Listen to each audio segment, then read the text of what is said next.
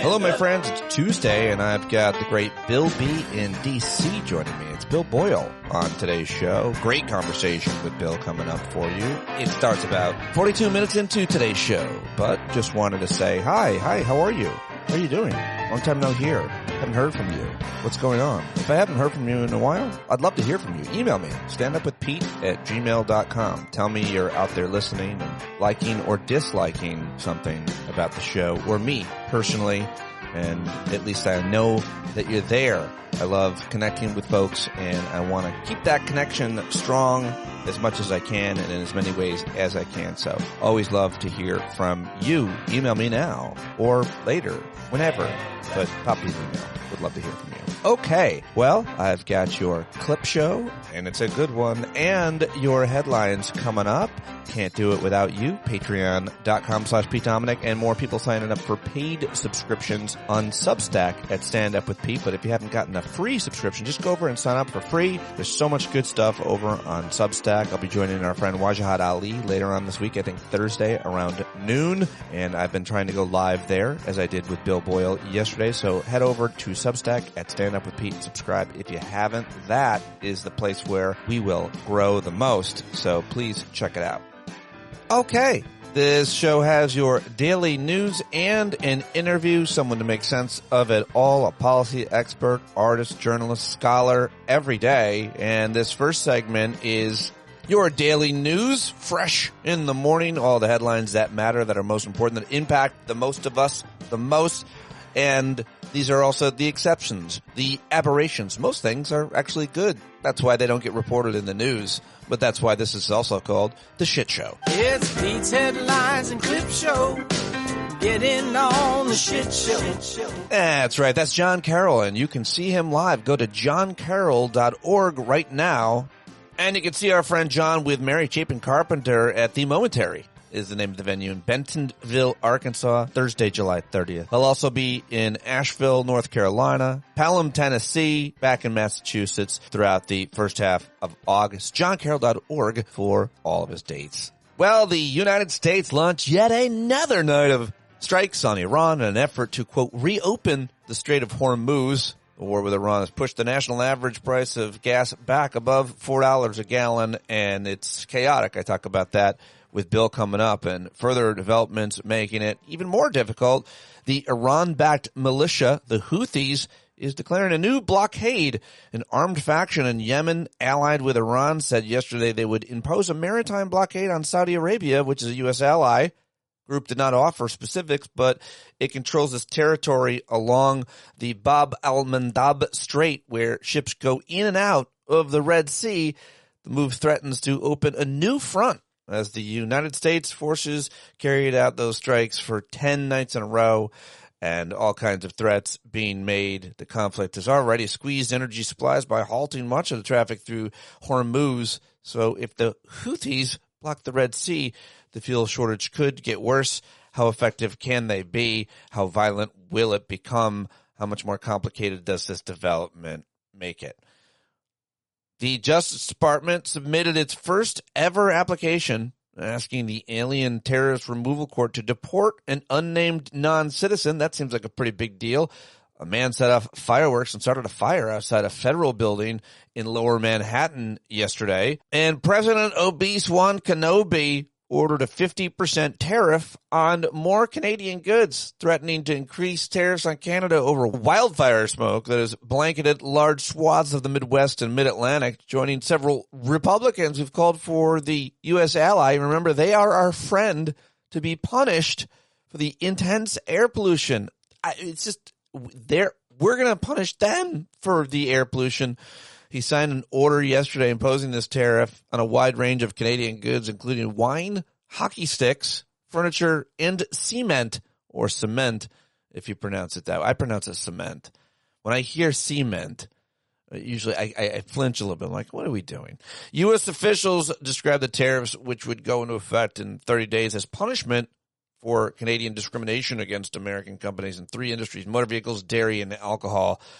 But Obi-Wan Kenobi is also blaming the wildfires too. It's like, they got to stop. They're sending us their smoke. The new fees appear likely to reignite a trade clash between the U.S. and its northern neighbor, says the New York Times, which is also America's second largest trading partner. The tariffs will not apply to energy imports or products that are already subjected to national security tariffs like steel and auto parts. Sorry to our Canadian friends. We are embarrassed and we are sorry. Teddy Roosevelt said that his new Air Force One jet would be taken out of service to be, quote, maxed out. Going to get a spoiler put on it and maybe make the exhaust system a little louder because that always makes you more manly. His administration sought the phone records of the New York Times journalists and their relatives after articles on the plane had been published, which is an unprecedented move and will go nowhere, but the threats are there. He'll use whatever he can to try to scare people, but folks are becoming less and less afraid of him. I think it's fair to say. Also, Liger Woods presented Spain with the World Cup trophy, as you know, but it was less than 2 weeks after he called the country hopeless and its people bad people. Great comedy coming up from Seth Meyers about that. And finally, Ayatollah Khomeini reportedly installed a life-size bronze statue of Thomas Jefferson in the White House Rose Garden. Really? Well, he didn't do it, but he had somebody do it. And it's bad. I don't even think the Rose Garden, are we still calling it the Rose Garden? Isn't it just a construction site? Well, also, the administration apparently completed its overhaul of the, quote, President's House site on Independence Mall, installing a new exhibit that critics say softens George Washington's role as an enslaver and shifts attention away from the 9 people he held in bondage while living in Philadelphia. They just kind of erase that? The hell's that all about? Oh, we know what it's about. We know exactly what it's about. Caucasity of white supremacists. Well, the UK has a new leader. Mentioned this yesterday, but Andy Burnham officially became the new Prime Minister of Britain today after, quote, kissing the hand of King Charles III. He didn't actually kiss his hand, I guess. Then he passes through the famous front door of number 10 Downing Street. How much of your own personal stuff do you bring into that place? Because you're not going to be there long. Do you get your own couch and your own mattress? Do they change the mattress every time there's a new Prime Minister? Oh, dear. We're going to need a new mattress. They're so heavy to move. The power transition no longer actually includes any hand kissing. So I mentioned that. It does represent another major change for our country in its 7th prime minister in a decade, says the New York Times. Andy Burnham, who styles himself as a stand-up-for-the-little-guy politician, is replacing Keir Starmer, who had become one of the most unpopular leaders in modern British history. He began yesterday with a pledge to end homelessness, and by the day's end, he'd fired much of Keir Starmer's cabinet. In a surprise move, he named the former defense secretary as the top official overseeing the nation's finances. His name is John Healey. You know John. You went to private school with him. He's the first lifelong Roman Catholic, Andy Burnham, to be the Prime Minister of Britain. And I guess that would have been a big deal at one point, but now not so much. All right, let's come back home where Darlene Graham was sworn in as South Carolina's newest senator last week because her brother Lindsey dropped dead. His heart exploded or something, which is shocking because no one knew he had one. And so she is now announced that she's going to plan to run for the full term because Daddy urged her to do so. Darlene Graham is 62, and she'll probably have to compete against other Republican candidates in the state's special primary election next month. She spent her career primarily in state government, including South Carolina's employment and vocational departments, as leader of its Commission for the Blind. So she was helping blind people? She sounds like a decent person. Could it be? Well, Maine Democrats have seemed to coalesce around a decent person.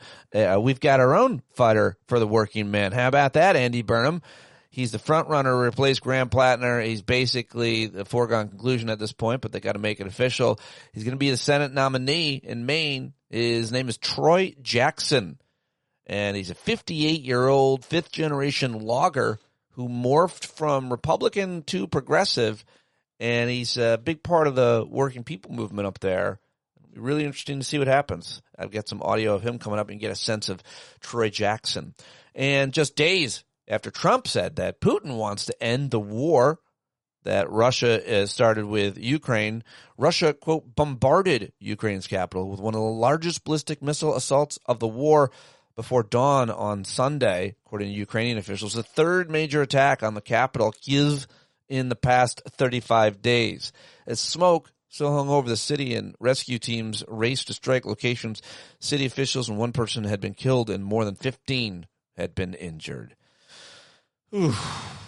Well, a federal judge in California temporarily paused Paramount's $110 billion acquisition of Warner Brothers Discovery yesterday. Whoa. Put the brakes on it? How long is this going to last? This is a response to a request from a dozen Democratic state attorneys general who sued to block the mega merger, citing the harm it's going to do to the industry in general, and specifically, they said Hollywood. I don't know. I think they mean the industry. Specifically Hollywood, California. Well, there you go. As a federal judge in California, we'll see if that ruling stays. I don't think it's going to. That's my guess. But I'm no legal analyst or anything remotely close to one. Well, look at this. A very big move from a leading financial institution, clearly as a result of pressure from who? Activists and organized movements. Citizens Bank no longer funds two private prison companies that house people detained by federal immigration services. The company said this in a statement on its investor page Friday. I think this is really great news. This is a Philadelphia Inquirer reporting it. Protesters of Citizens Bank's lending to ICE contractors called it, quote, an important victory for the people who refused to let a major bank finance human suffering. Well done. Seriously, that's an amazing bit of news to end the headlines on. Let's get to the clip show. Got some great clips for you from yesterday. I got to start with James Tallarico. He is going viral yet again for being called out by a whole bunch of black women at a campaign stop in Texas, and he rose to the occasion and gave an answer that it seems to have satisfied some of his critics, at least for the moment.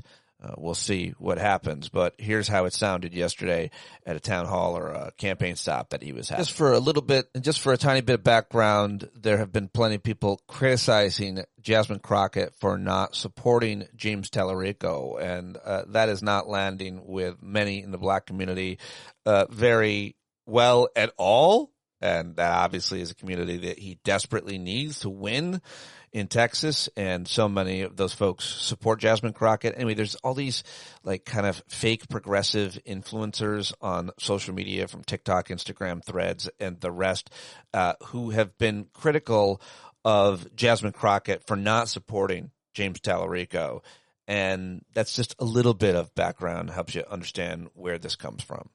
To rebuke and admonish your supporters in Syracuse who sit up online all day, angry, attacking, it went beyond Congresswoman Crockett. Yes, beyond. What are you going to do to rebuke the likes of Keith Edwards, Roe DNC, and David Piper, that voice actor, who harasses and threatens black politicos who politicians in this area depend on to promote voting education and voting mobilization. But when they're harassing us simply because we are active voters who want our candidate to be held accountable because he tells us to hold him accountable. Let me say this as clearly as I possibly can. If you claim to be my supporter, if you claim to be a part of this movement that we are building, please keep Congresswoman Crockett's name out of your mouth. All right. Thank you. The Congresswoman and I ran a competitive primary. She and I have been friends since we both served in the state legislature together. She is a leader in this state. She's a leader in this country, and she deserves the utmost respect. And let me just, the day after the primary, the morning after the primary, Congresswoman Crockett endorsed me and the entire Democratic ticket. Do you know how difficult that is? If I had not been successful, I don't think I would have been ready the morning of to turn around with an endorsement of the whole ticket. That is because the Congresswoman puts all of us ahead of herself. She always has. And that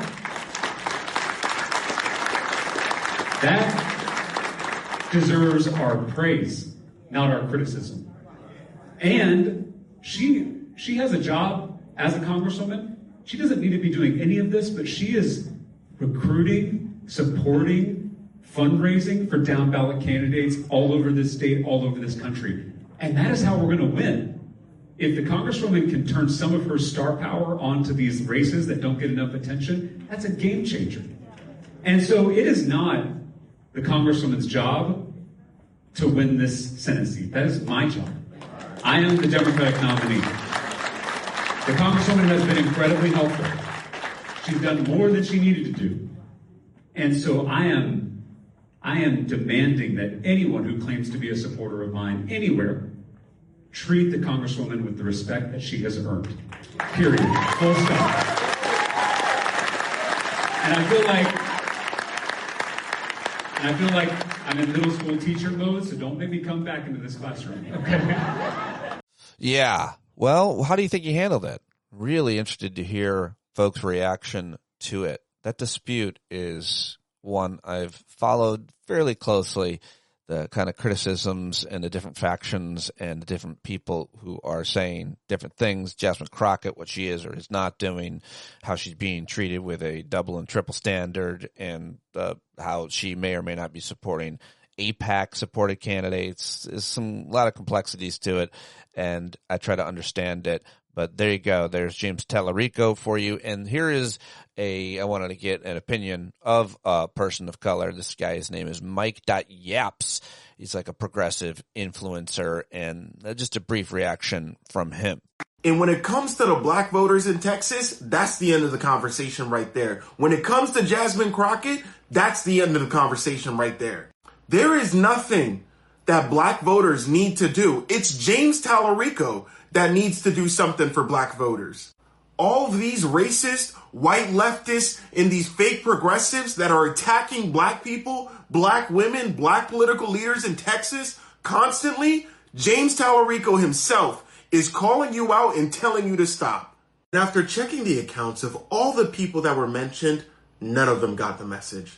Well, apparently those people that were mentioned didn't react well to that, those that got name checked. And I don't know if it's the end of the conversation, as he said. We'll see if it continues, because you got to hold him responsible now. Okay, well, glad to see that activist Aaron Brockovich is on the case of these data centers that require so many resources and cause all kinds of problems. Here she was yesterday talking about this and how she's never seen an issue that has been more bipartisan, that has more of the public's interest regardless of their political ideology in it. Here she is, Aaron Brockovich. You voted them in, vote them out. They voted all their council out. So this is like, I think, something politicians should really be looking at. The opposition is strong enough. And again, in my entire career, in 30 years, I've never seen something bipartisan, this united, that everybody better be paying attention to, because I think you're pushing people too far at this point. You're taking their water, their air is jeopardized, their land is jeopardized, their farmland is jeopardized, their sanctuary is jeopardized, their wildlife is jeopardized, the trees, the rivers, the creeks, the birds, all of it. It's a stake too high, including their health. Yeah. And they're just showing up, and it's enough. Amen. And I think some of our leaders should look at that. You know, they are going to vote people out, and you've put the squeeze on us. It's too much. You're taking all of the natural resources. And the next thing that people are reporting, their electric bills, who's paying for this? They are. All right. Yeah. Aaron Brockovich. Watch that space. Her space. Whatever she does next. Okay. Now here is actor and activist Richard Gere decrying what has been done to one of the best things about the United States of America in our lifetime, USAID, something he apparently knows a little something about. Richard Gere.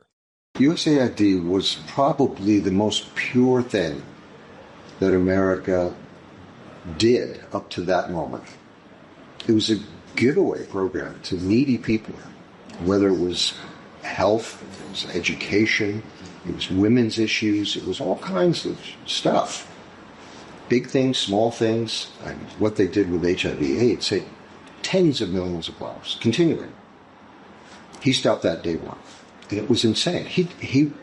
This is a guy who was never in the building, USAID. I was there for decades. He wouldn't even know what it stands for, USAID. And he has idiots around him who have the same ignorance about it. Are we ashamed of it? Yes. That was the good part of us. He keeps saying we're the wealthiest, most powerful country in the world. Well, what do you do if you're the wealthiest, most powerful? You help people. You help people who don't have health care. There you go. Richard Gere on the case. Good stuff. Okay, now let's listen to what the new Maine Democrats nominee for Senate in Maine sounds like. His name is Troy Jackson, 58, union guy, works in the logging industry apparently for like 5 generations. His great-great-grandfather was actually a tree, which I think sounds like a little bit of a Nepo baby to me. But here he is. They said that a bunch of loggers could not take on the big landowners exploiting them. But we did. And they said a guy from Allagash could not rise to the Maine Senate, and I did. And now they're going to say that a grassroots campaign powered by working people cannot defeat Susan Collins. But you know what? They're wrong. They're wrong again. Power does not give working people anything out of the goodness of its heart. Sometimes you have to make the people in charge so uncomfortable that they can't ignore you anymore. We're not from the left. We're not from the right. We're from the bottom, and we're rising. And I know what happens when working people decide that they've had enough. When we do, we stand up, we lock arms, we fight back, and then we win. Let's go and beat Susan Collins and send a working class fighter from the North Woods of Maine to the United States Senate. Well, there you go, Maine. Let's get it done. Beat Susan Collins. Do whatever we can to win that seat. And the Senate is looking better and better each day, I think. But we've got to be too big to rig and really turn out the vote everywhere, which is why I'm going to also be talking a lot about election security. Some great election security experts out there that we should be listening to and reading and depending upon for their expertise, because this stuff is complex and most of us don't know what goes into an election. So anyway, you know the plots. You've heard the speculation as to what the commander-in-chief has planned, because he can't win an election legally or honestly. He's got to cheat. He's got to rig it. And so I thought this was a great 80 seconds from Jonathan Karl. I hadn't heard this anywhere else, but he is from one of the corporates. He's someone that I've criticized in the past before, but when you're good, you're good. And he's real good right here. But the single most significant thing to me in all of these documents that the president declassified Thursday night was this: an intelligence assessment warning that one of the most damaging things that a foreign power could do is not to hack a voting machine, but to convince Americans that they had done that. As one of the documents Trump declassified warns, quote, adversaries could make wholly fabricated claims that they have compromised all U.S. voting machines. And those claims could introduce public doubts about the validity of the election and undercut public confidence in the election. Think about that. The intelligence community, in the very documents that Trump himself declassified, assessed that one of the most damaging things a foreign adversary could do would be to falsely convince the American people that their elections had been rigged. And here's the irony. The person who has attempted to do exactly that over and over again for nearly 6 years, and most dramatically on Thursday night, is Donald Trump, who, against the very evidence that he himself presented, tried to tell millions of Americans that foreign powers had corrupted an election, specifically the one election he lost. Boom, he nails it. Just nails it. Well done, Jonathan Karl. Great analysis, super helpful, and reason why you should listen to the clip show, because I aggregate as many of these great clips and headlines as I can to share with you, put through my filter of credibility, whatever it is, I guess. All right, let's get to another clip on this. It's Senator Mark Warner, Virginia. He's on the Intelligence Committee. He knows a thing or two about what the hell has happened, because he's been there for a while now. And he was on Face the Nation on CBS. I thought this was pretty good as well. And if Donald Trump is suddenly interested in election security, why is he taking the cybersecurity agency, which did on a voluntary basis, and they've basically completely downsized it? Mm-hmm. Why have they taken the voluntary programs like ERIC, where, if you move from one state to another, making sure that dead people don't vote, or people who have try to vote in two states, mm-hmm. They've dismantled that. The Election Assistance Commission, not very well known, but this is the group that works with individual registrars and states, making sure their voting machines are safe. Trump recently fired the Democrats and made the Republican quit. Why is he doing all these things? I believe it's because Donald Trump intends to interfere in this year's elections. He knows if there is a free and fair election, his policies will be rejected at record levels. I think that what we just saw was the opening shot. The opening shot of trying to undermine Americans' confidence that their votes will be actually counted and mean something. Yes, Senator Mark Warner on Face the Nation making some really good points. Now, if you haven't heard the New York Times interview with Mamdani, Zohran Mamdani, the mayor of New York, I highly recommend it. It's a great 1 hour conversation, and I grabbed a clip from it because I think he's so thoughtful, and so it gives us a lot to think about when you listen to him. Explain to a New Yorker why their needs are not even being discussed, and yet we have billions of dollars to kill civilians halfway across the world. I mean, earlier we were talking about the World Cup, and, we'll be watching the games here, and then you'll look to the news and you'll find that even someone who had gone to Gaza on a relief mission to set up watch parties was then killed by the Israeli military. There is no respite from a genocide, no matter even in a moment of joy for the entire world. The left-wing streamer Hassan Piker recently said, and I'm quoting here, "Someone who will not say the truth about Israel's genocide will not stand with you and fight for you, for your health care, for your housing. It's that simple." Do you agree with that statement? I think what we have seen from New Yorkers, what we have seen from Americans when we talk about this hunger for a new kind of politics, it's a hunger to move beyond the bankruptcy that characterizes a lot of politics today.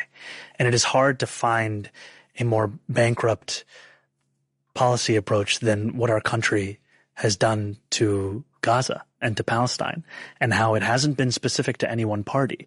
It's been again and again an insistence to tell New Yorkers and to tell Americans that what they are seeing is not something that they should in fact either be concerned by or believe in. And when you talk about the rupture in trust that comes from that, it is hard to then turn to another issue and say, believe me here. So should the litmus test for a politician who wants to be part of your coalition be their views on the Gaza war and their commitment to calling it a genocide? I think it's an important part. I wouldn't say that there's a specific litmus test as to creating a cookie cutter of a person that I would endorse in any one which seat. What I would say is that you have to have a clear vision of being able to describe things as they are and being able to fight for that which working people have been denied. But can it include those who support Israel and support America's support of Israel? I think it's critical not just in how we describe ourselves as what we belong to, but also that we can work with those with whom we might not have agreement on every single issue. And you can even see in the administration that I've put together, it's not an administration where at every job interview I ask someone, what are your thoughts about Israel and Palestine? Frankly, it has very little to do with most of the things that I'm hiring for.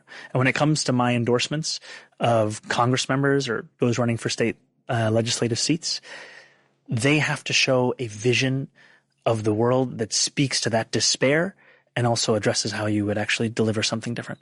Wow. How about that? There's so much to think about and to consider. Very considerate. And before Mamdani, or there would be no Mamdani, arguably, without Alexandria Ocasio-Cortez. She's campaigning in Michigan along with Bernie Sanders and other very influential Democrats and DSA types for Abdul al-Sayed. So he's running for Senate, and here is AOC. And we know what he's doing. He will stop at nothing to stay in power. He will tell whatever lies he needs to tell. He will break whatever laws he needs to break. And if we do not take back the House and the Senate this fall, we're going to make it a whole lot easier for him and his cronies to do that. So Michigan, we have no time to waste. The question is not if we need to win this majority. The question is how do we win a durable majority in Congress? How do we make our country a land of opportunity and affordability for the working class once again? And to answer that question, we have to look inward. We have to be willing to name the mistakes that got us in this mess in the first place. Because it wasn't just that Donald Trump won. It was that Democrats lost. And the moment we are willing to admit and name some of the causes of that is the same moment that we can start turning the ship around and getting things right and getting our country back on track again. Because we, as Democrats, have a responsibility to win and to make working people's lives better. AOC doing what very few do as well of her generation. That's for damn sure. Very good, which is why I'm going to give you more from that speech. The idea that our tax dollars are going to masked ICE paramilitary agents shooting Americans in the street with no further questions. A president and administration so corrupt that they don't even pretend to hide their self-dealing anymore. And you've got members of Congress and Trump insiders getting themselves rich on insider trading and online betting while you can't make your rent or your mortgage. And for the last 3 years, every one of us has borne witness to a genocide in Gaza committed with American bombs and financed by American dollars, while our kids here at home have to ration their inhalers because politicians say that healthcare is too expensive, but flattening a country is not. All right. Good stuff, as always, from Mamdani and AOC. I'm happy to criticize them anytime. I'm not putting them on some kind of pedestal where they can't be criticized if they ever look dishonest or corrupt, and we will, and we'll continue to do that. Boyle has some for him today, I believe, in our conversation. All right, let's move on. I got a few more clips for you. Here is Congressman Adam Smith. He was on CNN with Aaron Burnett, and he is talking about how the Trump regime has shockingly not been honest about what is going on in this war with Iran in terms of injuries and deaths and more. Congressman, the cost of this war has been profound and in so many ways. We understand in just the first few days of the war, all of the THAAD missile defenses in the region were taken out except for maybe one. And there's a lot more where that came from. So there's that. And then there is the human cost, which I find just so stunning for the American public at this point in this war to understand that 100 American troops have been wounded in just the past 2 weeks. This is in just the past 2 weeks. And we're perhaps only finding out about it because reporters have been pushing and trying to get to the truth. So what do you know the full extent of American injuries? And do you know the full extent of equipment losses? When I mention THAAD. We don't. Yeah. Look, we don't because the Pentagon has not been transparent about that. You know, I get reports from people who they know a service member at a base in Jordan or Iraq or somewhere say, yeah, we heard there was an attack. There's 20 or 30 people wounded. Pentagon doesn't say anything about it. We dig into it as the New York Times has, and you then find out. But look, this is, again, no transparency. As you said, no press conference, no conversation about this. We have a dictator running this country. We have never had a situation where we've been at war and the president has treated it as his own war where he doesn't have to share information with the American people or with the Congress. I mean, this is a frightening situation. And yeah, they have not been telling us what's been happening in terms of lost equipment, in terms of the cost of the war, and certainly in terms of the service members who have been wounded. Can I just say something that I think is, I guess it's painfully obvious, but I feel like I have to say it, Congressman? You are the top Democrat on the Armed Services Committee. It would seem to me definitional that if anybody knew the extent of losses of things like the entire missile defense system for the United States bases and countries that we support in the region and American troops being injured, that your source wouldn't be somebody calling who has a friend who serves on a base, but you're telling me it is. Yeah, well, and we're digging. My staff is constantly in contact with as many people as we can at the Pentagon. You know, they are just not being transparent. We have to sort of pull it out of them or find it in one place or another. So, look, I mean, the lack of transparency certainly is concerning, but the bigger concern, we're in a war that we have no idea how to get out of. And the costs are mounting. The service members' deaths are unbelievably tragic. They continue to be at risk. The financial costs, but also just the international economic costs. Now we've got the Houthis saying they're going to shut down the Bab al-Mandab Strait, which is only going to add to these problems. We need to negotiate a settlement and end this conflict. Okay, there you go. Adam Smith on CNN. And now let's head over to Fox News and listen to old Brett Hume, who sounds like this. I'll do a better impression on the way out, but he's being critical, and so is Laura Ingraham and others. What do you make of that criticism politically and how much weight it carries as we get closer to November?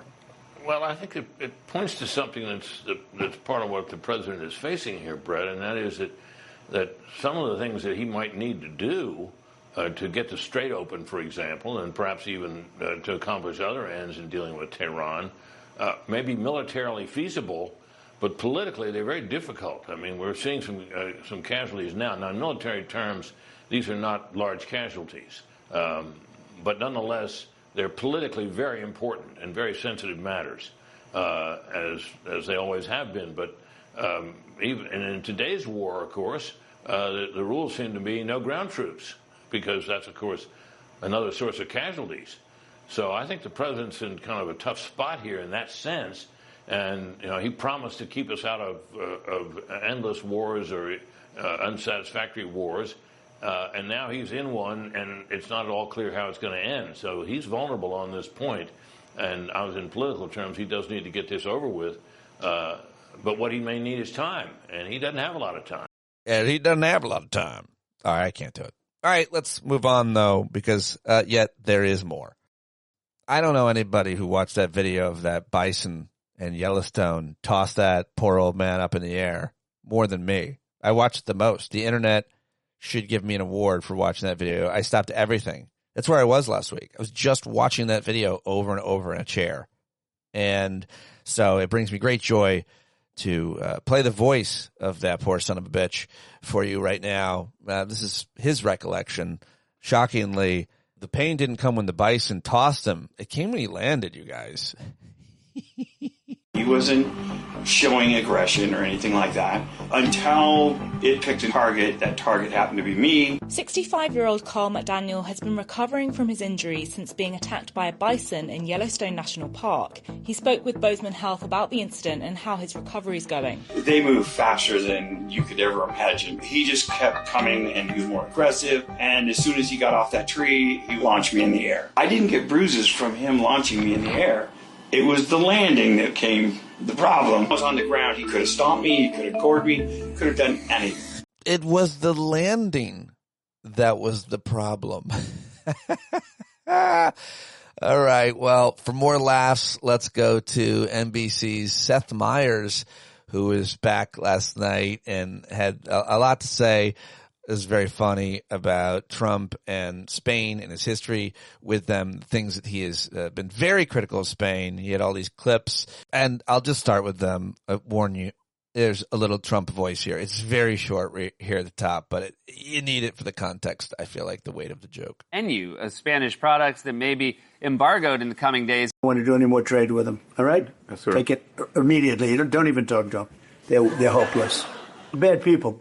It's so shocking that someone who talks like that ends up standing like this. The point is, Trump was very mad at Spain. In fact, his administration said they were preparing a menu of Spanish products that may be embargoed in the coming days. And yes, before you ask, the menu of Spanish products are not full size, but rather they're like smaller share plates. I'd love to hear Trump name a single product that we import from Spain. Starting today, we will no longer be importing Spanish chorizo, which, as everyone knows, is the meat from a Charizard.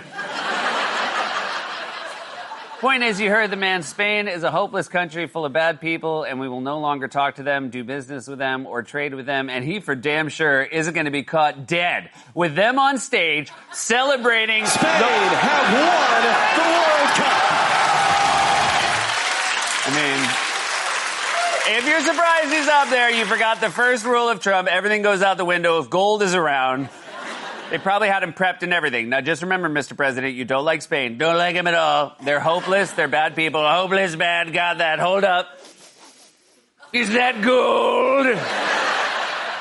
Less than a month ago, he said no more visits from Spain. And now Spain is in America holding the world's most coveted trophy while Trump stands next to them like Forrest Gump during the history montage. You're not on the team, dude. We did it, guys. All of us together. Remember when I made that beautiful pass to Torres for the winning goal? Want to hear something crazy? When I was a baby, Messi gave me a bath.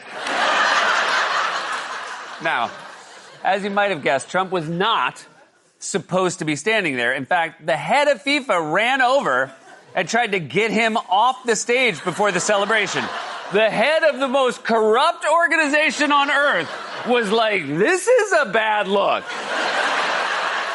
But Trump insisted on standing there either because he wanted the attention or he forgot where he was because he's 80 and his brain is smoother than a soccer ball. Oh, yeah. The whole thing was great, Seth Meyers last night. Well, there you go. That is it. That is the first half of the show. It takes a lot of work. A lot of work into it. Hopefully you appreciated it. If you do, you signed up for a paid subscription, I'm sure. If you haven't, do it now on Patreon or Substack. Patreon.com at Pete Dominic or Substack at Stand Up with Pete. Okay, now time to get to my conversation with Bill Boyle. Always love talking to Bill at Bill B in D.C. Heads up, I should be live with Lincoln Square's Susan Demos, who I have never talked to. Looking forward to having her on the show for the first time today. You should see us over on Substack as well. And that is it. Yeah, here we go. Watch this later or listen to it now. Let's do it. There we go. Joining me now, it's Bill Boyle, Bill B in D.C., a.k.a. Bill B in D.C. He started as a caller on the old SiriusXM show when we did 3 hours of live radio 5 days a week, and he was always one of my favorite people to hear from. And so when I started the podcast, I just started inviting him on as a guest, and a lot of listeners, including journalists like John Donvan, say, I want to hear what that guy Bill Boyle has to say. He's one of my favorite guests, and so the conversations continue. It's great to see you. I wanted to, sir, first start off, of course, by asking you, how is Washington, D.C.? I know they emptied the mall. What's the scuttlebutt in your hometown right now? We've got a lot of brown grass, a lot of empty reflecting pools. Our Meridian Hill Park, which they quote-unquote fixed, the water's all deep brown now. So D.C. was ridden hard and put away wet, I think it'd be fair to say. Ridden hard and put away ridden wet. hard and put away wet, yeah. I mean, it was this town got badly treated by Trump for his spectacles, and now they are kind of just moseying their way to fixing all the damage they did. Yeah, well, we'll see if that ever happens and if it gets fixed properly or if it gets fixed by his weird, corrupt friends that look like cartoon villains and have never done such repairs but get no-bid contracts, which used to be a thing, a conflict for people working in public. Yeah, that used to be in the old days. They had an old term for that. I think it was illegal. I think that was the term. I think really illegal.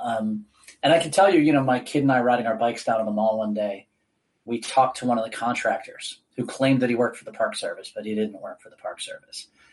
And this was the first time I heard someone cut the bottom of the reflecting pool with a razor thing.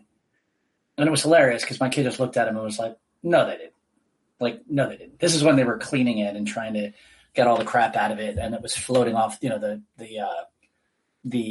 membrane was floating off the bottom. It's just a complete. You know how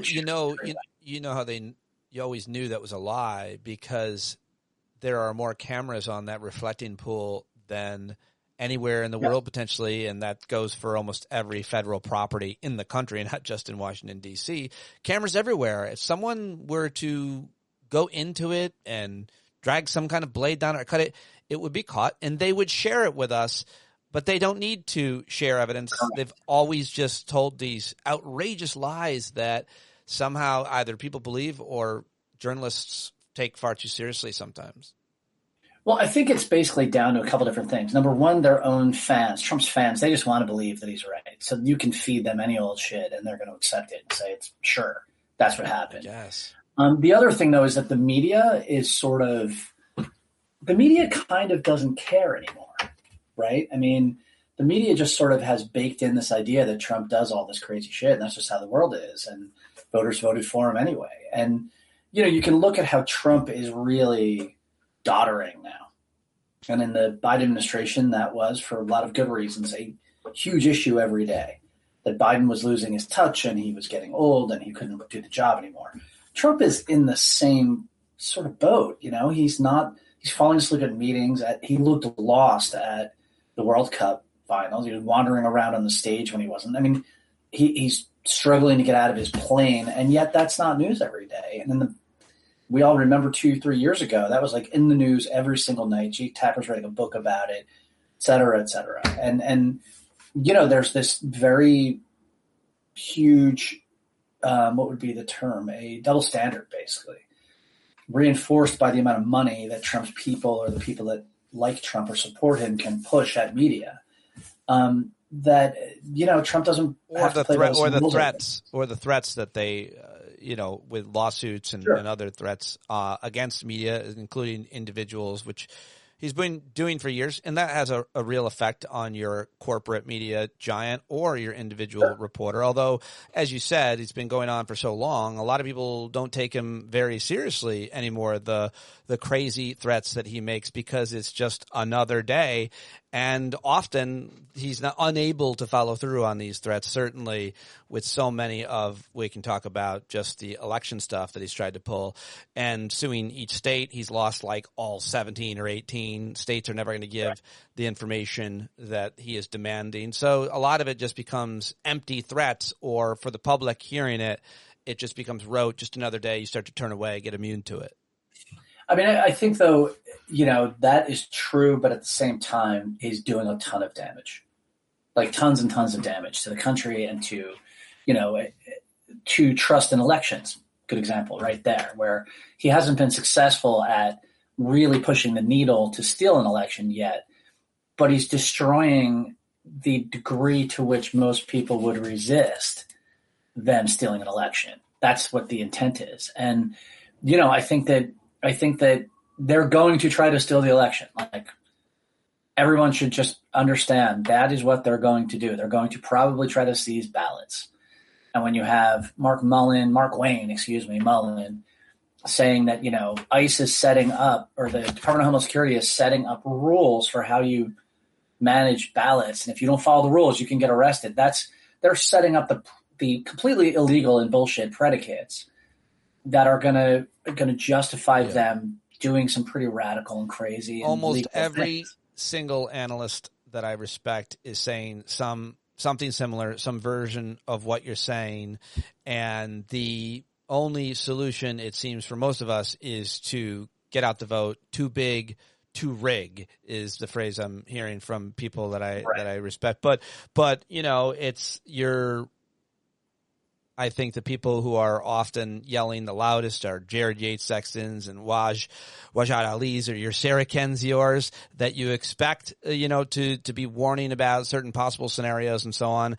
And then you get to the most moderate establishment corporate commentators as well. And I'm not saying that Chris Hayes is anywhere on that spectrum in between, because I actually really respect Chris Hayes over at MS Now. Yeah. But he basically had a great monologue the other night calling it, they're going to try to January 6th the election, is how he put it. But you noted some people that I very much respect and some people I very much don't respect in that list, from center of the media to the far left. And I think that the non-conspiratorial people are the people you should be paying attention to. The people who tell you there's like some big cabal in the background that is doing this. It's really not. It's a bunch of clowns very openly doing it, very clearly doing it. And by the way, like Sarah Kendzior is a favorite, bête noire of mine, because she personalizes and conspiratorializes everything. But what we're actually seeing, like Fox News didn't refuse to cover Trump's speech, basically, that he gave the other night about the elections. Fox News was kind of like, whatever, and they never mentioned it again. Corporate America, most Republicans in Congress. They played the speech. They didn't talk about the speech. No, and then they deep sixed it immediately. They didn't want to discuss. They're sensitive to those election. They got guidance from the top at Fox News that we don't want another lawsuit about the election. Well, it's also that they don't want the elections to be stolen. Right. I mean, that's like really a thing that I think people need to understand, that corporate America doesn't want elections to be stolen. Maybe Elon Musk does. Maybe some, Mark Andreessen, one of those fucking lunatics wants it. But in general, the business community doesn't want, we should understand the danger.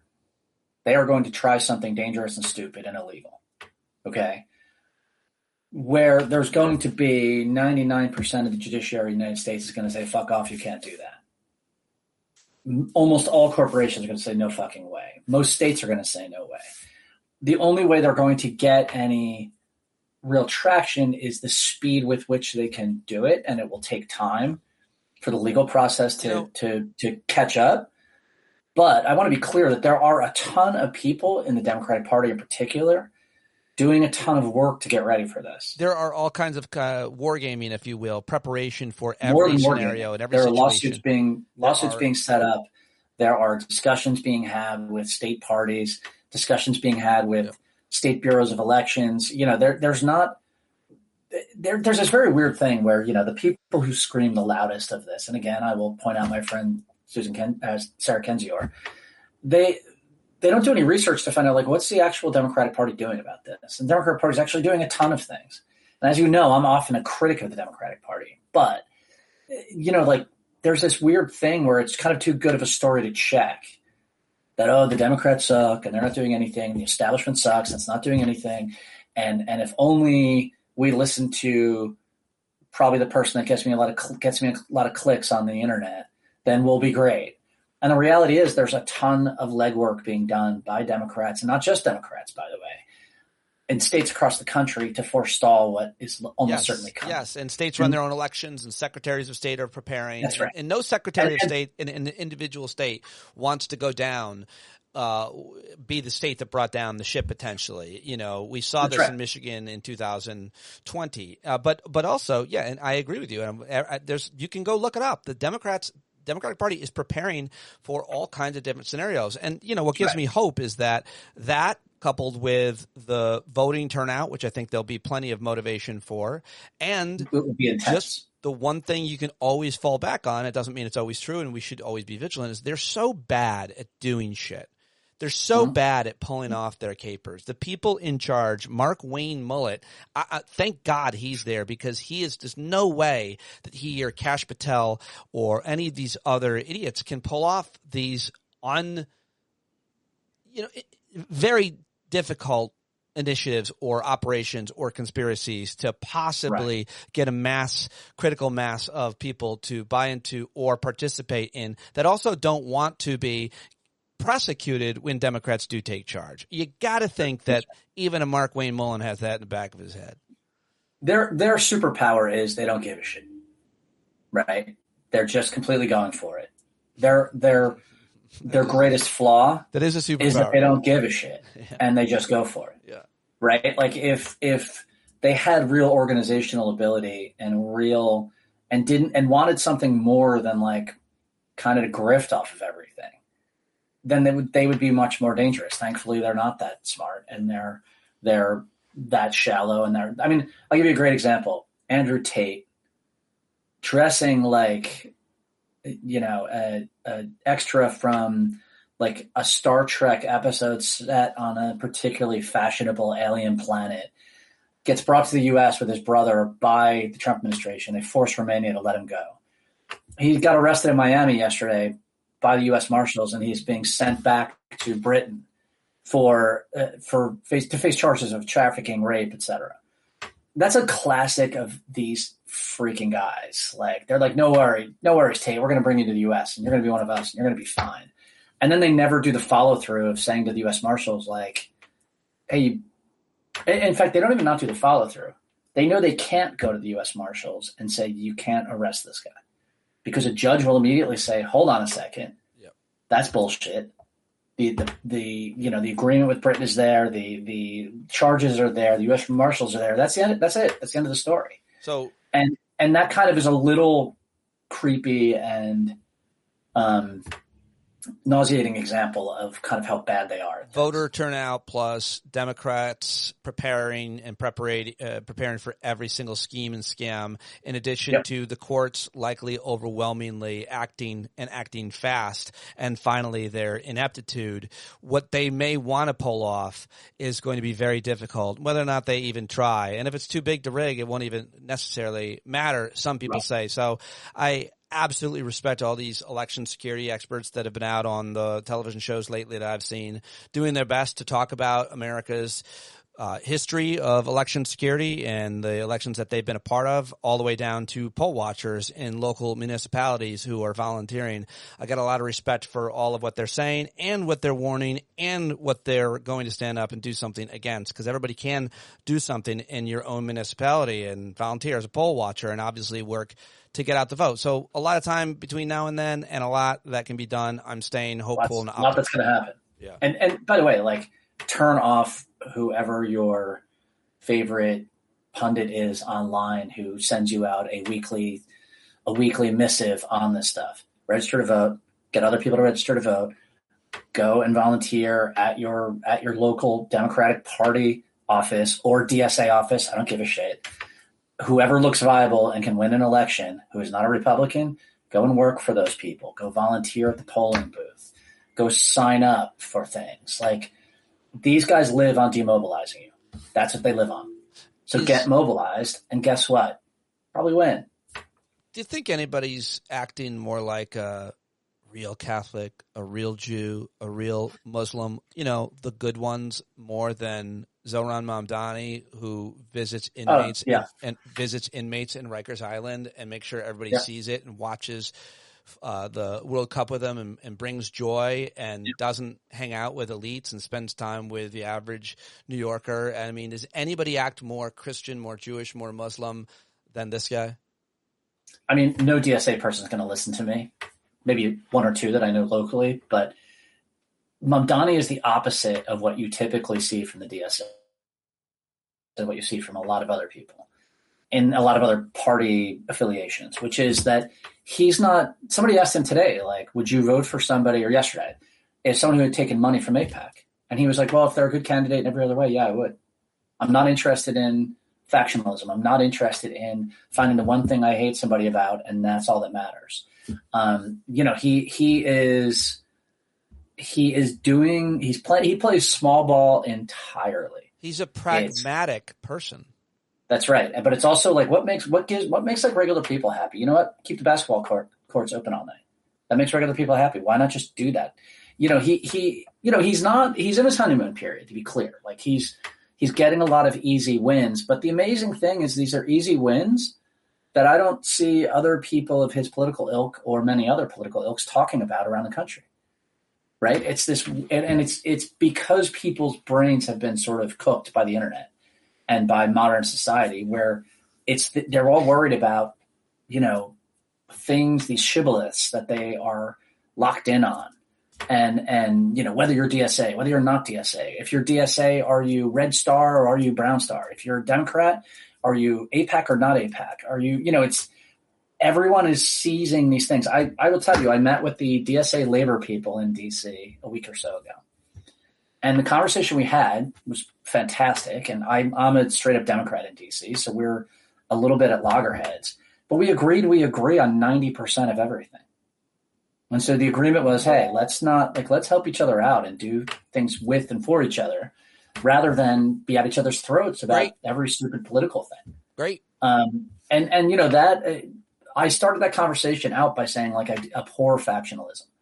And factionalism is what we see a ton of. A great example being Plattner in Maine, where I slowly came to the idea, like, okay, a lot of red flags, tons of red flags, but he's going to be better than Susan Collins, so I'll vote for him. That was like a thing that I had people who had supported him before who were mad at me for coming so late to the party. I had other people who were so intensely anti-Plattner that they were like, how can you possibly ever agree to this? This is before the final revelation that kicked him out of the race, to be clear. And then once that final revelation came out, I was like, okay, this is too much. Done. And I'm now happy that he is being followed by that guy, Troy Jackson, not because I agree with Troy Jackson. Troy Jackson actually has a lot of things in common with Plattner that I don't agree with, but he can win and he's a Democrat. And that's the key thing that matters, that all we should care about. We shouldn't be worried about anything else. We have a authoritarian movement trying to take over the country, and we need to stop that. Anything else, I don't want to hear about it. I don't want to hear about it. It's a crazy thing. And the whole Plattner kerfuffle, I don't know if you've talked about it with other people, but it was really like people who were trying to create candidates out of whole cloth. That is also a really bad idea. Like, let whoever comes up in whatever district they fit in. The way he was selected and groomed, yes. By a couple of rich kids from very well-to-do backgrounds in Manhattan, right? And they were coming up with an idea of a good blue-collar candidate that fit their priors, right? Rather than saying who is out there that – I mean, Troy Jackson actually has far better background in reality than Plattner did. He's also right? I'm just reading about him now. I hadn't heard. Troy Jackson he's a Marine. He was a Marine. He's a Marine. He's a logger. He's a guy who grew up in northern Maine. His grandfather didn't design Dulles Airport. I mean, it's pretty clear that he fits better into what these folks are looking for. But they were looking for someone who looked good, not necessarily who was going to be the right candidate. And that again gets though at my larger point, which is like we should be doing the Mamdani. Your point about Mamdani is great. We should be looking for people doing that kind of politics, and not worry if they 100% agree with us about everything. In fact, if someone really, really disagrees with us about one thing, but we agree with them about everything else, it's even more of a reason to support them, because those folks are going to pull people in that would not normally vote for your party, and we really need to win a bunch of elections, and we need to start at the midterms. Are you tapping on something on your desk? It's annoying me. Oh, I'm so sorry. It's my desk itself is kind of see, it kind of shakes. It's like a keyboard. So that's my desk maybe itself. It's a keyboard. I'm backing probably off. The only one that notices, but it bothers me, and it made me want to. This is my intensive media training kicking in again. We always talk about foreign conflicts and foreign policy. We used to be primarily what we talked about. Certainly something you're fascinated by as a student of history, and both, reading international newspapers, understanding geopolitics to a certain extent, studying the philosophy of all of it, the interests and the nuance around it. And you seem to be pretty obsessed, and have been for a long time, with the war in Ukraine, Russia, and what is happening there. I just saw that you shared an article our friend Julia Yaffe wrote, who's one of the best American reporters covering the conflict and has been for years. Where are we? I mean, like gas lines, this is what is happening in Russia. How would you share with us your perspective? What is it right now? My perspective right now is that there's a crisis in Ukraine right now, by the way. People may or may not know about, but what's happening in Ukraine, we'll start with that, is that a guy named Fedorov, who was kind of their defense minister, and the head of the military, a guy named Siriusxm. Fedorov is like the sort of modern, young, I hate to say it, a little Musk-esque kind of guy who was doing all kinds of things to modernize the Ukrainian way of war, and successfully so.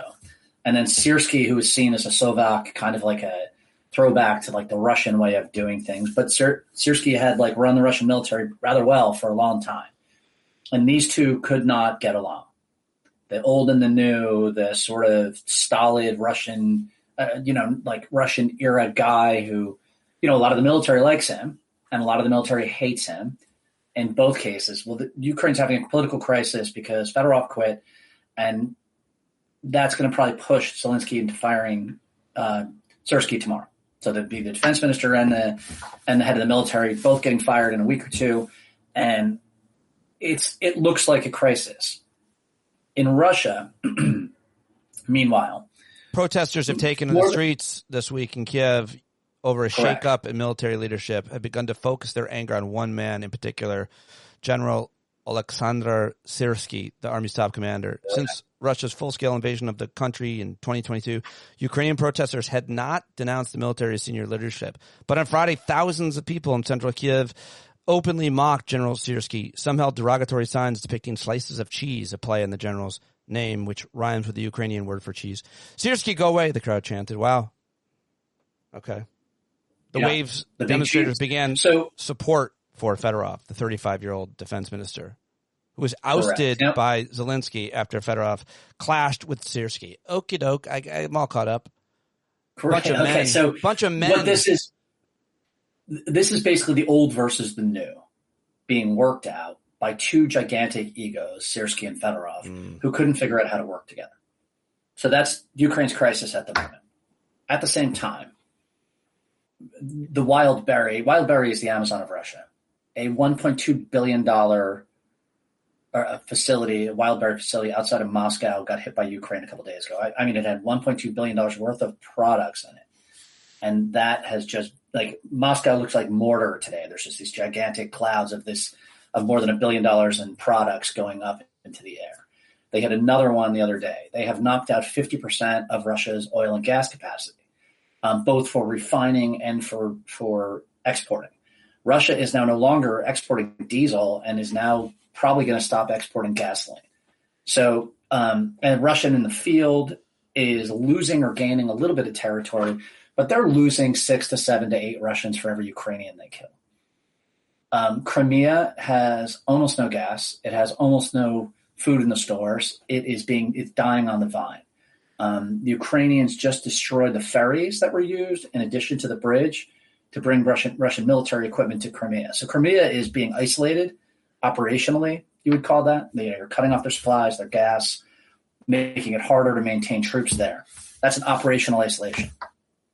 Ukraine doesn't need to send tanks into into Crimea in order to take it. If they operationally isolate southern Zaporizhzhia and Crimea well enough, the Russians just won't be able to support their troops, and they'll just have to pull them back. Right. I don't think we're there yet, but we're sort of in the place where you can see that happening on the horizon. We're in a place where Ukrainian drones are hitting Omsk. They're going 1,500 miles away. They are coming up with cruise missiles on their own that they're making themselves that are going 1,500 miles and hitting targets quite accurately. Russians in Moscow are sitting in gas lines. Russians all over Russia are sitting in gas lines. What Julia pointed out is very accurately that Russians in their day-to-day life didn't really have to deal with it. Right. Now they're dealing with it every single day. Yeah. And Putin's probable solution to this in his own mind is going to be to do a mobilization and try to mobilize 500,000 men. Now, the Russian economy is already short about 6 million men. So if you're already short 6 million men and you're trying to build enough weapons and bullets and bake enough bread and refine enough gasoline, you can take another 500,000 men out of the economy. You're starving one or the other, right? You're no longer in other words, your labor shortages get 10% worse. You don't have enough labor, you start getting more inflation. You don't have enough troops on the front line, you start losing territory. You start having less. Russia's demographic crisis is already gigantic. It'll just be that much worse. You're really in a situation where Russia has a ton of bad choices. And by the way, if you pull those 500,000 men into the army, they're going to be coming from Moscow, Tula, St. Petersburg, places they didn't come from before. And that is when things get scary for Putin. His state is very good at controlling people. It's very good at killing people when it needs to. But, the push, not the almost push, Prigozhin, when he went after Moscow, his little chevauchée to Moscow, that showed that most people were just like, fuck it, I'll stand aside and let somebody overthrow the government. Right. Most Russians, that's their set. Their basic setting is passivity. But when they become unpassive, God help you. And I think we're seeing more and more the potential for that to happen. Julia has always been a pessimist about this. She's very smart. She's more knowledgeable than me, certainly. And she is starting to go, ooh, look at this. This is starting to get funky. So, the hell with me. But if Julia Yaffe is starting to wonder, that's a pretty big deal. Now, someone just put in the comments, do you think this will push Putin to launch a tactical nuclear weapon? And I think that's a good, what is Russia? Well, that's sort of my point, is that the escalation would be the mobilization. Nukes are another option. But here's the thing. China, India, Brazil, the BRICS, Pakistan, they are all no first-use weapon countries, no first nuclear weapon countries. All of them, as part of their doctrine, is you never use a nuke against a country that doesn't have one. All of them condemn the idea of using nuclear weapons vehemently. None of them are like, well, Brazil ended their program, but Pakistan, India, China, they have sort of the minimal nukes they think they need, and that's it, right? These are not the people that that Russia needs the most economically to stay in this war are vehemently anti the idea of Russia using nukes or anybody using nukes, number one.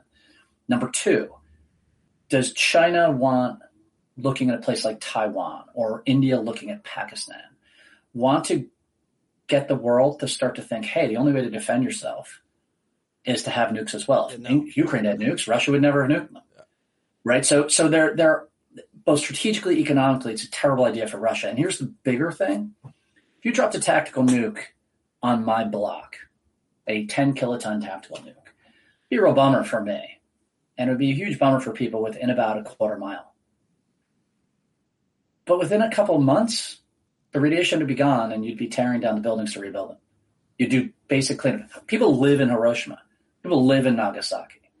Nukes, unless you use them en masse in a huge way to totally wipe a civilization out, they don't actually do much for you tactically. And Ukrainian troops are already, because of the nature of this war with the incredible amount of ISR surveillance and drones and everything else, they're already totally spread out. So it's not like there's 15,000 Ukrainian troops sitting on a hill and you nuke them and you kill them all. They're already incredibly spread out. So I think it's important for people to know, the idea of using a nuke, it's got incredible negatives. And at the same time, the positives are not that great militarily. They're really not, unless you want to drop, 400 nukes on Ukraine and completely destroy the place. And then, of course, Russians drink irradiated milk for the rest of their lives. Yeah, exactly. And nobody wants that, including the Chinese, who are upwind. All right, let me go from that war to another one, which is continuing. 9 days of bombing, and we can talk about the targets. Also, we talk about how many Russians and Ukrainians have died a day. America lost 3 servicemen yesterday, and we can talk about what kind of impact that made in the news. It's always busy news. And what kind of impact that made on Americans' public discussion or interest in the conflict. Obviously, less than 1% of Americans serve. I'm sure people give it a lot of voice, but they don't really care too much about it. I don't think it ruined anybody's World Cup day because Americans are just going about their way. Though it could be argued that this war continuing obviously spikes the cost of barrel of oil and creates all kinds of other effects. And this war does not look like it's ending anytime soon. Plus, when you kill 3 Americans, it just makes Trump be a little bit more mad and a little bit more irrational, if that's possible, not to mention Hegseth and the rest of these people. Thank God Lindsey Graham is dead. But what do you make of the 9th day of bombing and what is happening? And basically what a lot of analysts I read keep saying over and over and over, there are no good options for the U.S. You started this war. You can't get out of it. So, Pete, I'm surprised you're bringing this up because I've been reliably informed that this war has ended at least 17 times since it started. It's wild if you try to wrap your head around the conversation that he alone and the comments that he alone has made about making a deal. And I don't care if we get a deal. We're going to get a deal, praising the Iranians, savaging them, praising our partners, savaging them every day, every hour. It's something different. But yeah, also he won that FIFA Peace Prize. He wants to make sure. I think that we are in, with this war, a very bad place.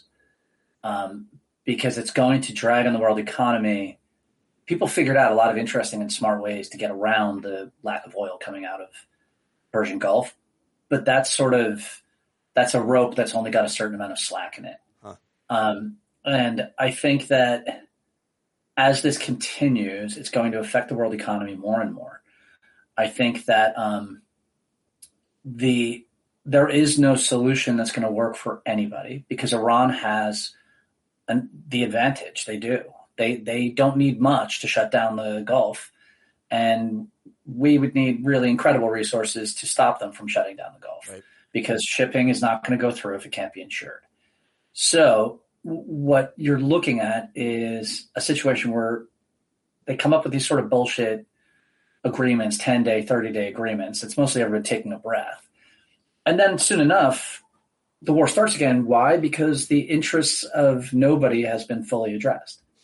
Right? And that's how wars end. Wars end when everyone looks and says, this is worth ending it now. For Iran, why would they end it? They have never had more influence on world events than they do right now. They're not being offered anything that's worth it for them to end, and they didn't start it. And they got the crap bombed out of them, and they've got a population that has become more radicalized because of this war. And those people are going to demand that there be some sort of victory out of this. And they already feel like they're winning. You know, they were on their heels geopolitically before this started. Now they're the center of the action. Iran is also threatening, by the way, to invade Kuwait. And that would be very difficult for us to deal with, extraordinarily difficult for us to deal with. And it would really, you think the oil problem's bad now, that would just absolutely blow the doors off where we are right now. So, you know, Trump got us into a war that didn't need to be fought over stakes that didn't need to be contested. We lost the main thing that we had before the war, which was the freedom of oil through the Persian Gulf. And now there's no interest for them to stop the war. To be honest, the U.S. should just say, look, let's just make a deal and get out of this because it's not worth it for us to keep fighting. And I don't see anyone involved being smart enough or diplomatic enough or have enough foresight to get to the end of this. So it's just going to keep going. Yes. I think that's pretty good analysis and slightly depressing, but obviously completely foreseeable. Right. And people get too caught up in personalities with these things, right? They go, oh, well, the head of Iran is this and Trump is that and whatever. But, you know, wars tend to take on their own logic after a while. Early on, Trump could have made a deal. I'll do this. We'll do that. You do that. Done. But at this point, people, organizations, institutions, governments, militaries have really invested already a lot. And they're not necessarily in a position to say, okay, time to finish this. Like you were never going to finish World War I in 1917, 1916. It wasn't going to happen. World War II wasn't going to suddenly end in 1940. The issues that started those wars weren't done yet, weren't resolved. And we've got to resolve somehow how the oil flows, the straits stay open, and it's done in a reasonable way. Now, the problem with that, of course, is that Iran feels like they are owed control of it and they can exert control of it, and the U.S. doesn't want to give them that control. Iran is very clear in what they want. They are the hedgehog. They know one big thing. The U.S. is the fox in this instance. The U.S. knows all kinds of things, but it's got no solution for the hedgehog. And that's where we're at until something breaks or the war probably goes wider. I like that analogy. I appreciate all of this. I think that was it. I'm looking at my list of things I wanted to talk to you about, but World Cup? Can we talk World Cup? Yeah. What do you want to say? That was the worst final in the World Cup in a really long time. Yeah. And it gave me such intense joy. Why? I loved it because Argentina played like utter thugs. They had gotten away with murder. Clearly FIFA, the sort of decadent, corrupt world we live in was trying to push Argentina to win. And Spain played beautiful, controlled soccer and embarrassed them. Didn't just win, but just humiliated them. What do you want to say about? I thought you want to say something larger about the tournament and its success or shortcomings. Well, that's my point. My point is that it was hugely successful. By the way, like people I knew watched every game. Basically, it was in DC. It was like game time, 3:00 on a Thursday. Yeah. Your phone stopped ringing. Like everyone was watching it, and it was a really good. It was a beautiful thing. We had all these people from all over the world coming to the U.S., loving it, having fun, and going to Buc-ee's and being shocked at the subs and going to New Jersey pizzerias and getting free pizza and being blown away by it. And so it really was like a sort of joyful thing. And but the rotten core of that was that FIFA was trying to get Messi to win. They were pushing for Messi to win it. And Trump was on board with all of that and tried to come in at the very last minute and get some sort of credit or some screen time or whatever the fuck for it at the end. And all of that got blown away. It just seems like because he has to put himself in the middle of every single major event in the world. Yes. And people are keeping track now of all of the different championships, from league championships to international Olympics and now the World Cup. He always has something to say or something to do. And it would seem that like the game he shows up at in New York is the only game they lose to San Antonio. And yesterday, and then there's the U.S. men's hockey team, stupid comments and ruining the celebration for them and making a bunch of them look like fucking idiots. And then, yesterday he's like, I wouldn't bet against Messi. And it's like, that's how you knew where to bet. Exactly. Bet on Spain. Because everything he touches dies is the phrase or any version of it, and it just keeps perpetuating and proving itself to be true. I mean, I think someone on the BBC said yesterday the game won.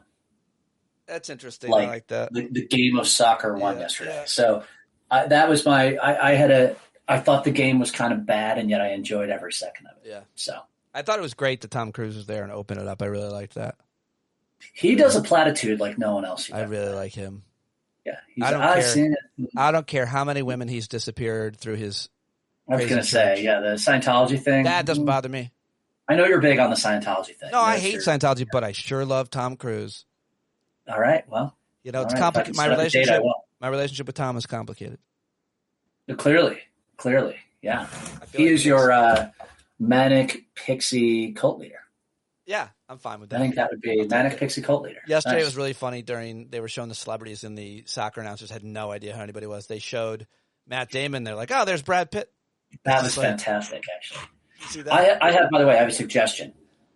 In any future World Cup for American commentary, the only American ex-players that can ever be commentators have to have done well or won the World Cup. So I'd be totally happy with the women American soccer players who won the World Cup being commentators. Yeah.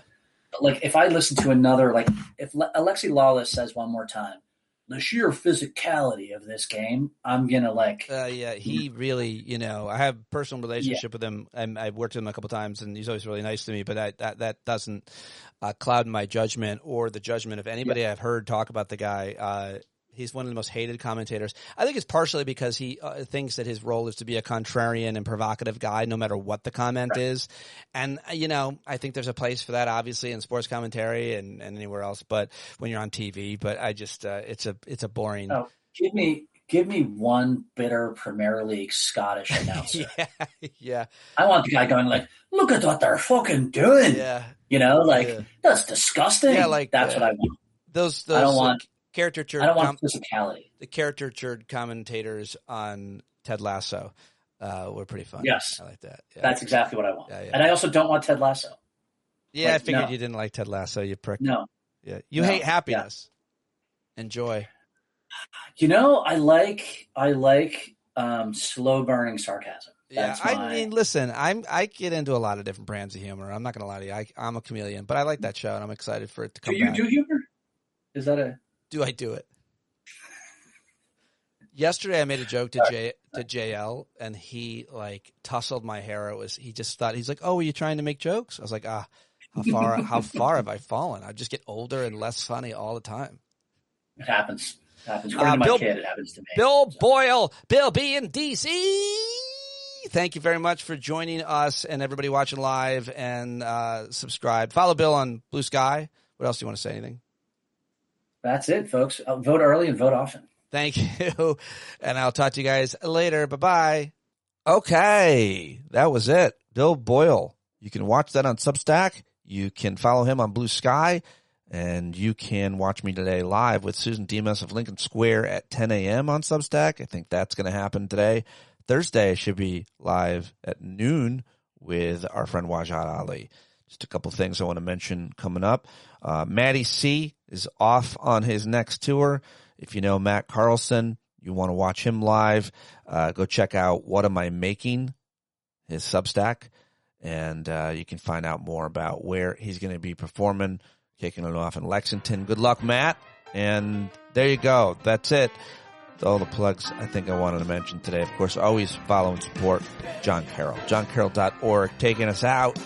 Be the change you want to see today. Good luck out there, and I'll talk to you later. Love you. Bye-bye.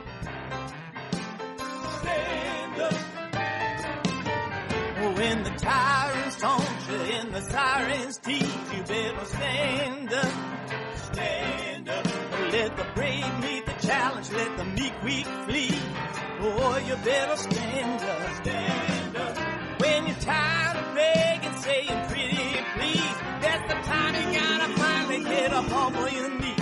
When you can't see the forest for the burning trees, you got to stand up. Hey, you've been sitting so long, you got the creaky knees, you got to stand up.